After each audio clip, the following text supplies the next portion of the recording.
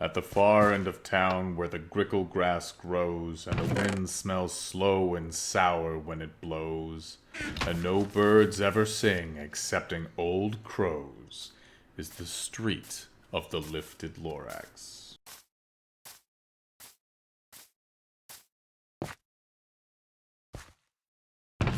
And deep in the grickle grass, some people say, if you look deep enough, you can still see today where the Lorax once stood, just as long as it could, before somebody lifted the Lorax away.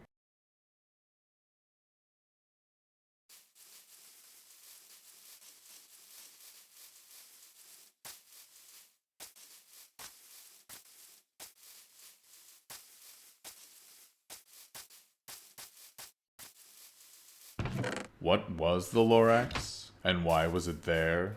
And why was it lifted and taken somewhere? From the far end of town where the grickle grass grows, the old Onceler still lives here. Ask him. He knows. You won't see the Onceler. Don't knock at his door.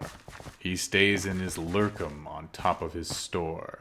He lurks in his lurkum cold under the roof, where he makes his own clothes out of muffered moof. And on special dank midnights in August he peeks out of the shutters, and sometimes he speaks and tells how the Lorax was lifted away. He'll tell you, perhaps, if you're willing to pay.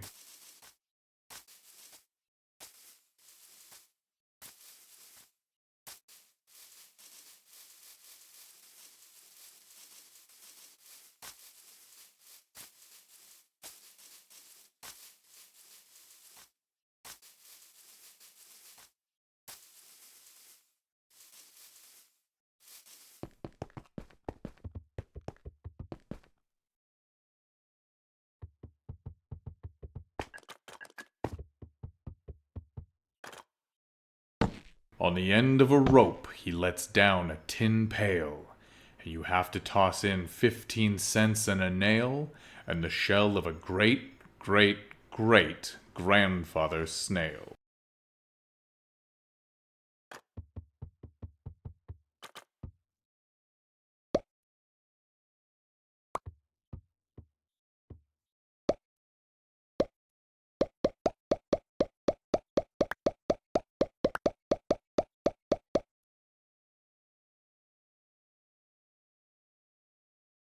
Then he pulls up the pail, makes a most careful count to see if you've paid him the proper amount. Then he hides what you paid him away in his snub, his secret strange hole in his grovulous glove. Then he grunts, I will call you by whispermaphone, for the secrets I tell are for your ears alone.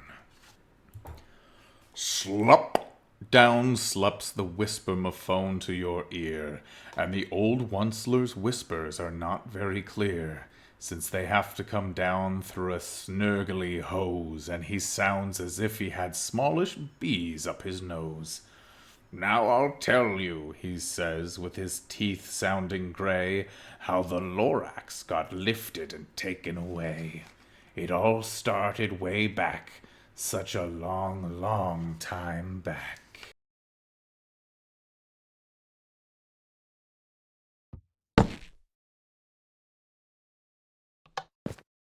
Way back in the days when the grass was still green, and the pond was still wet, and the clouds were still clean, and the song of the Swami swans rang out in space, one morning I came to this glorious place. And I first saw the trees, the trufala trees, the bright colored tufts of the trufala trees, mile after mile in the fresh morning breeze.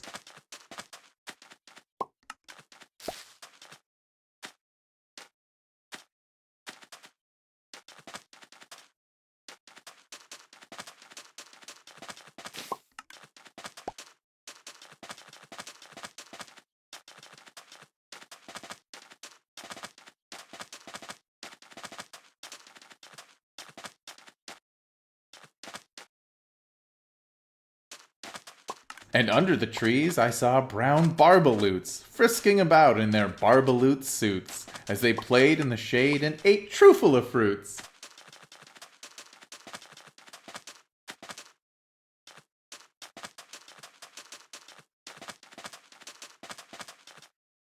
From the ripulous pond came the comfortable sound of the humming fish humming while splashing around. But those trees, those trufula trees!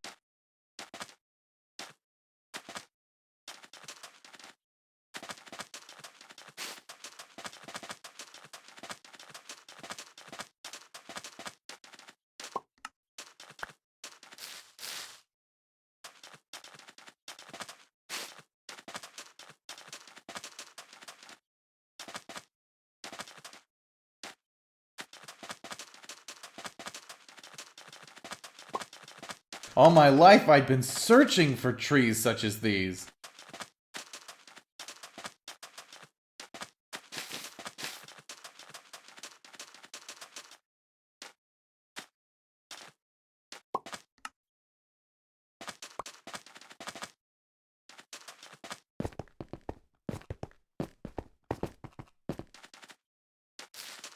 The touch of their tufts was much softer than silk.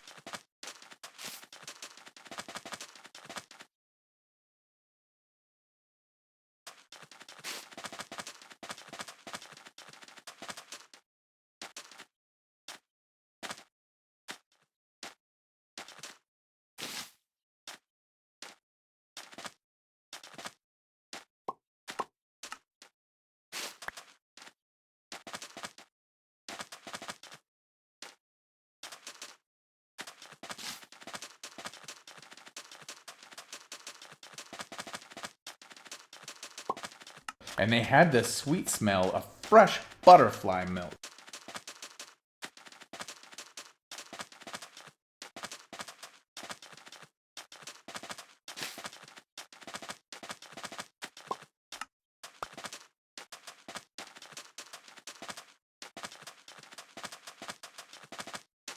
I felt a great leaping of joy in my heart.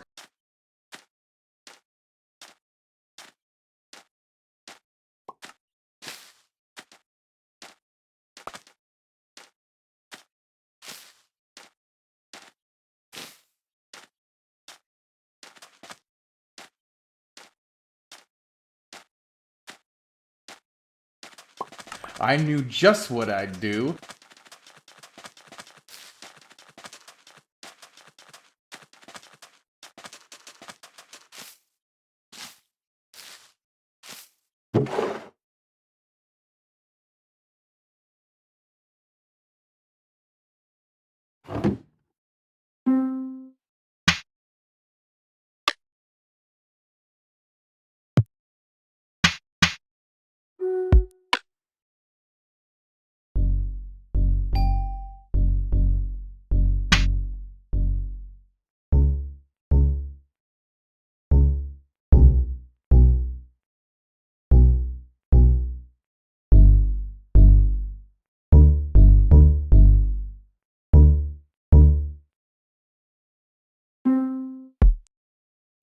I unloaded my cart. In no time at all, I had built a small shop.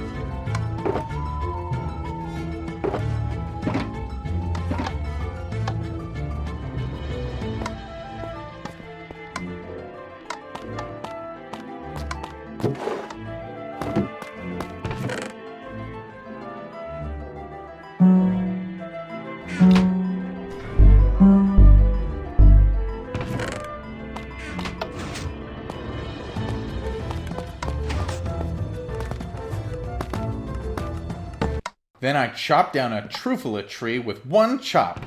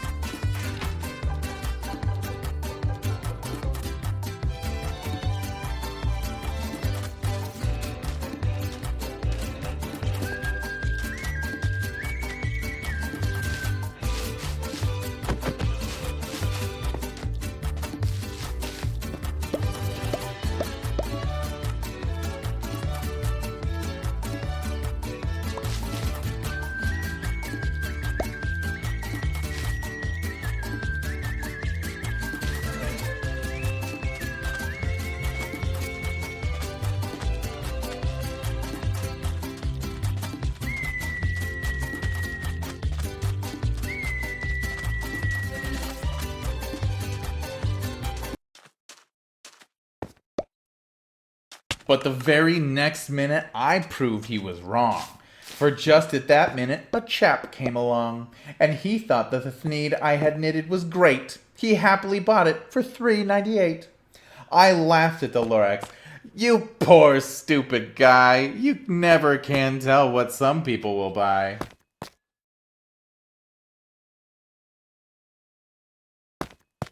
I repeat, cried the Lorax, I speak for the trees. I'm busy, I told him. Shut up, if you please. I rushed across the room and in no time at all built a radio phone. I put in a quick call. I called all my brothers and uncles and aunts and I said, listen here, here's a wonderful chance for the whole Onceler family to get mighty rich. Get over here fast. Take the road to North Nitch. Turn left at Wee Hawkins, sharp right at South Stitch.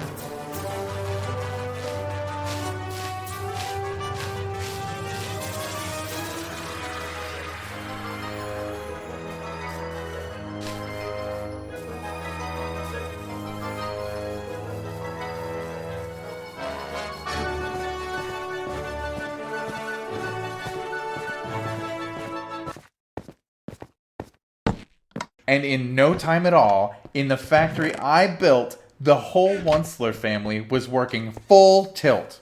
We were all knitting thneeds, just as busy as bees, to the sound of the chopping of truffula trees.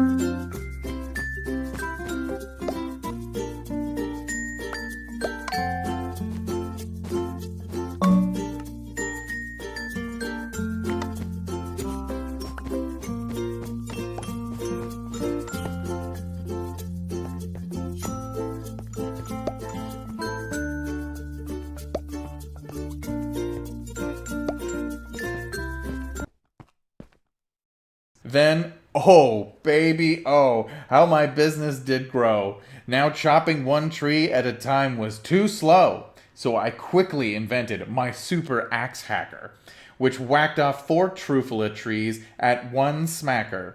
We were making thneeds 4 times as fast as before, and that Lorax, he didn't show up anymore.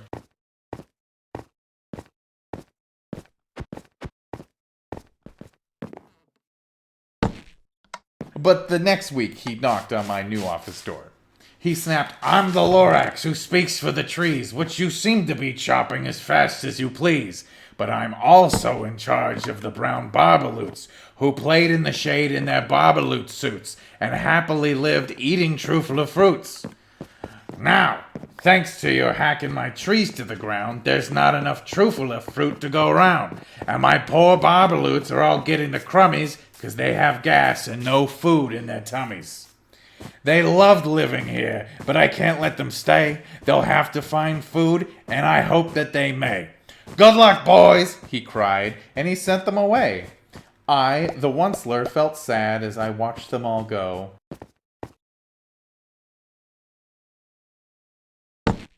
But business is business, and business must grow, regardless of crummies and tummies, you know. I meant no harm. I most truly did not. But I had to grow bigger, so bigger I got. I biggered my factory, I biggered my roads, I biggered my wagons, I biggered the loads of the thneeds I shipped out. I was shipping them forth, to the south, to the east, to the west, to the north. I went right on biggering, selling more thneeds, and I biggered my money, which everyone needs.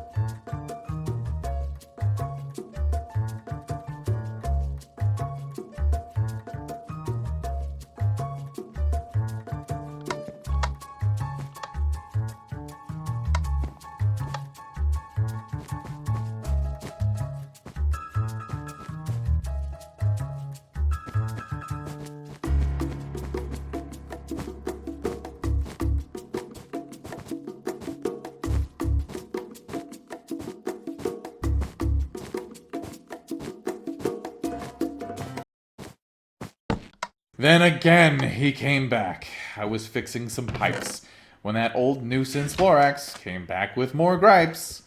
I'm the Lorax. He coughed and he whiffed. He sneezed and he snuffled. He snargled, he sniffed. Onceler, he cried with a crofulous croak. Onceler, you're making such smogulous smoke. My poor swami swans, why they can't sing a note. No one can sing who has smog in their throats. And so, said the Lorax, please pardon my cough. They cannot live here, so I'm sending them off. Where will they go? I don't hopefully know. They may have to fly for a month or a year to escape from the smog you've smogged up around here.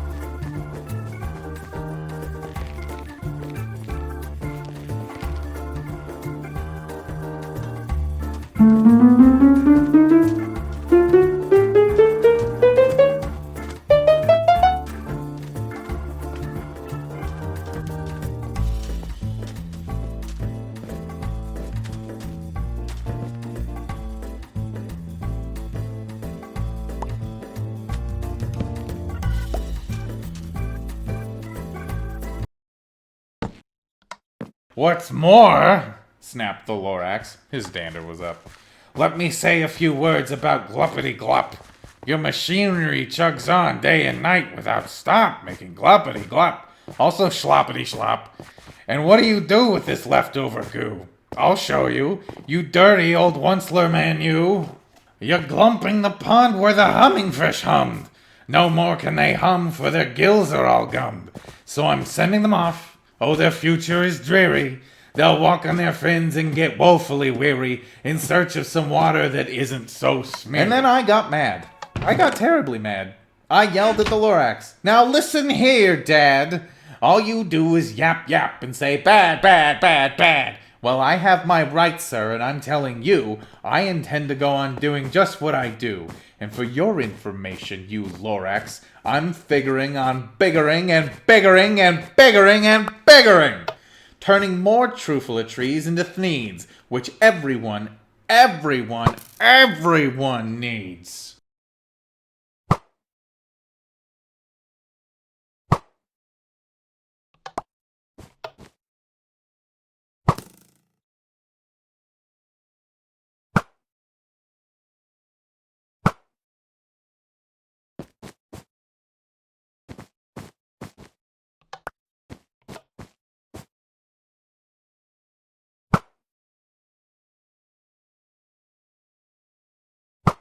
And at that very moment, we heard a loud whack. From outside in the fields came a sickening smack of an axe on a tree, and we heard the tree fall, the very last truffle-tree of them all. No more trees, no more thneeds, no more work to be done. So in time, my uncles and aunts, every one, all waved me goodbye. They jumped into my cars and drove away under the smoke-smuggered stars. Now all that was left neath the bad-smelling sky was my big empty factory, the Lorax, and I.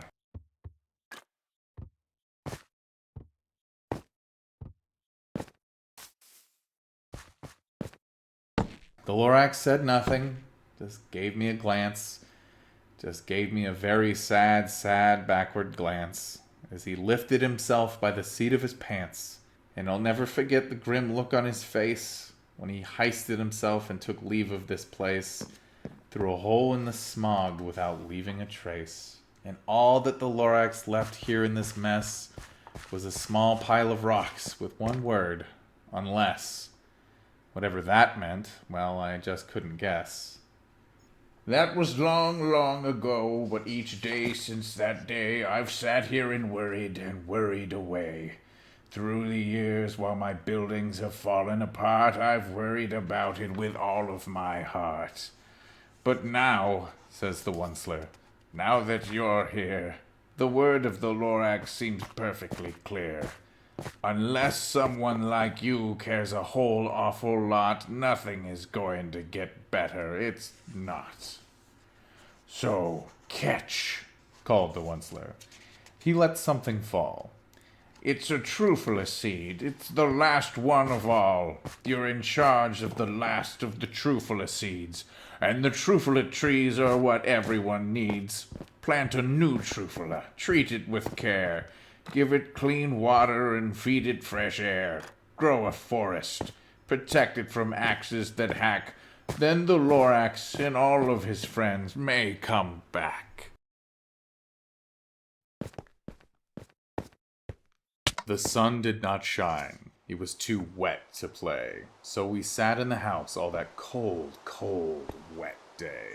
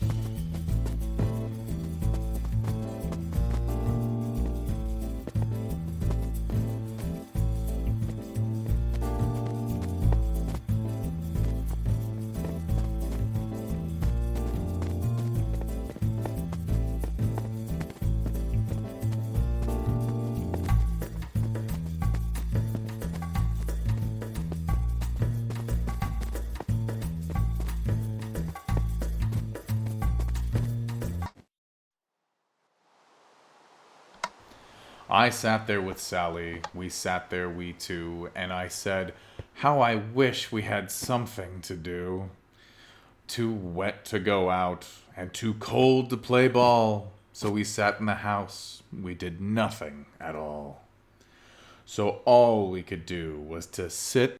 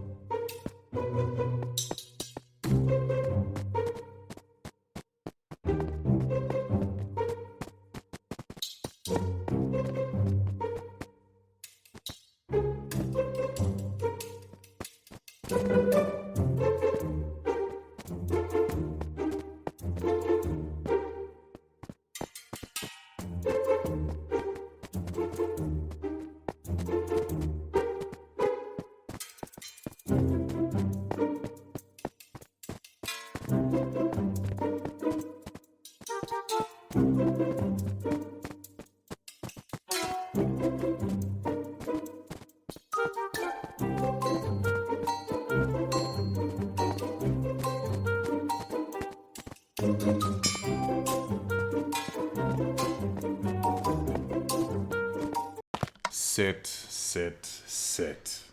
And we did not like it. Not sit, sit, sit. And we did not like it.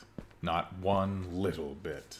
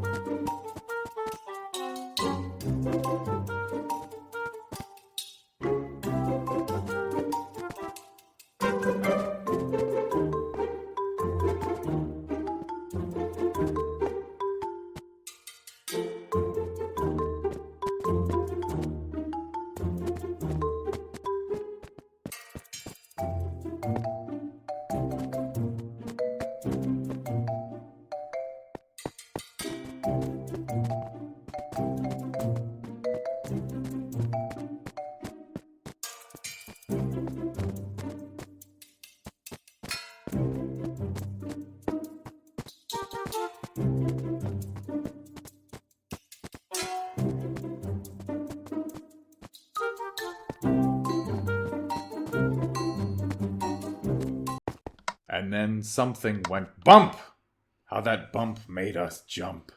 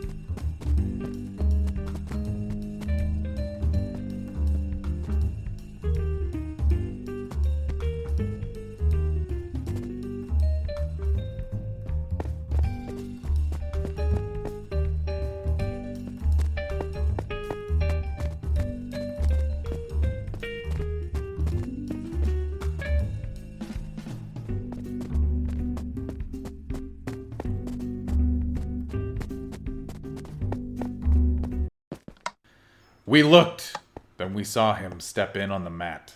We looked, and we saw him, the cat in the hat. And he said to us, "Why do you sit there like that? I know it is wet and the sun is not sunny, but we can have lots of good fun that is funny." "I know some good games we could play," said the cat. "I know some new tricks," said the cat in the hat. "A lot of good tricks. I'll show them to you. Your mother will not mind at all if I do." Then Sally and I did not know what to say. Our mother was out of the house for the day.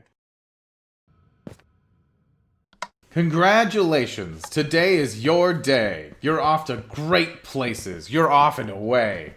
You have brains in your head. You have feet in your shoes. You can steer yourself any direction you choose. You're on your own, and you know what you know. And you are the guy who will decide where to go. You'll look up and down streets, look 'em over with care. About some you will say, "I don't choose to go there." With your head full of brains and your shoes full of feet, you're too smart to go down any not-so-good street. And you may not find any you want to go down. In that case, of course, you'll head straight out of town.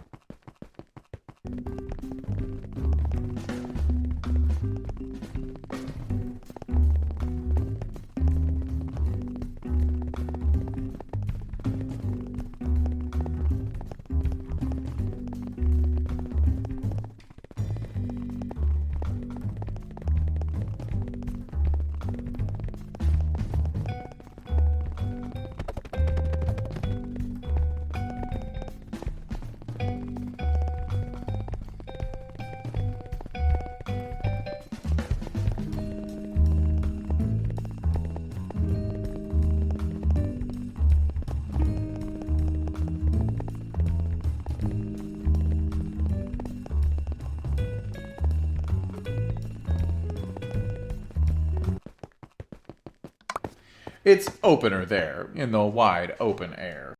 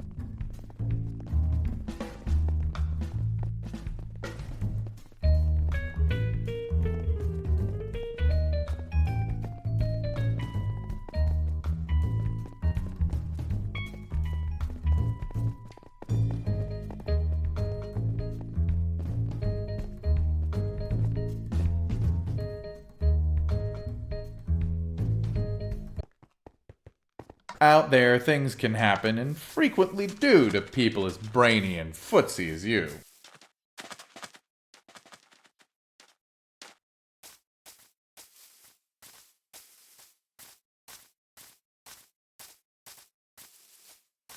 And when things start to happen, don't worry, don't stew, just go right along. You'll start happening too.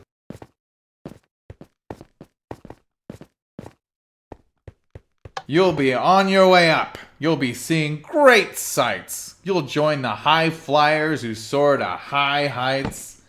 You won't lag behind because you'll have the speed. You'll pass the whole gang and you'll soon take the lead. Wherever you fly, you'll be the best of the best. Wherever you go, you will top all the rest.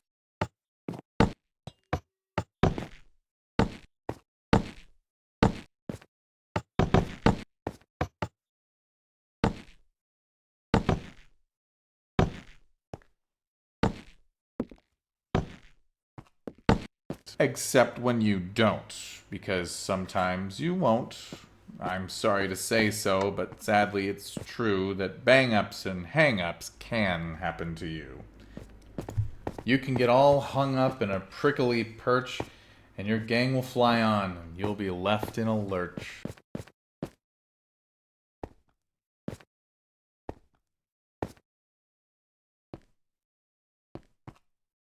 You'll come down from the lurch with an unpleasant bump, and the chances are then that you'll be in a slump. And when you'll come down from the lurch with an unpleasant bump, and the chances are then that you'll be in a slump. And when you're in a slump, you're not in for much fun. Unslumping yourself is not easily done. For people just waiting.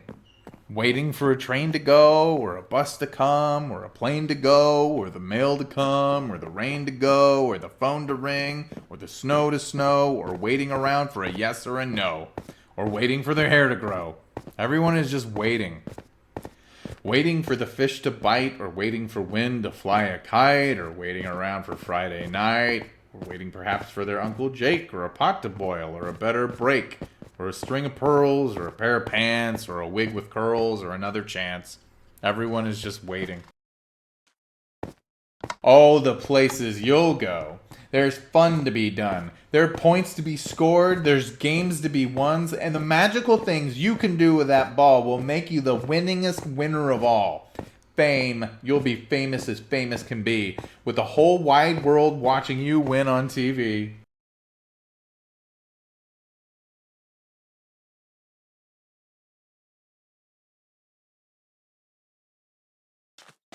Except when they don't, because sometimes they won't. I'm afraid that sometimes you'll play lonely games too. All games alone. You can't win because you'll like it or not. Alone will be something you'll be quite alone. But on you will go, though the weather be foul. On you will go, though your enemies prowl. On you will go, though the hackin' cracks howl. Onward up many a frightening creek, though your arms may get sore and your sneakers may leak. You'll get mixed up, of course, as you already know. You'll get mixed up with many strange birds as you go. So be sure when you step with care and great tact, and remember that life's a great balancing act. Just never forget to be dexterous and deft, and never mix up your right foot with your left. And will you succeed? Yes, you will indeed. 98 3/4% guaranteed. Kid, you'll move mountains. So, be your name Bucksbaum, or Bixby, or Bray, or Mordecai, Alley, Van Allen, O'Shea, you're off to great places. Today is your day. Your mountain is waiting, so get on your way.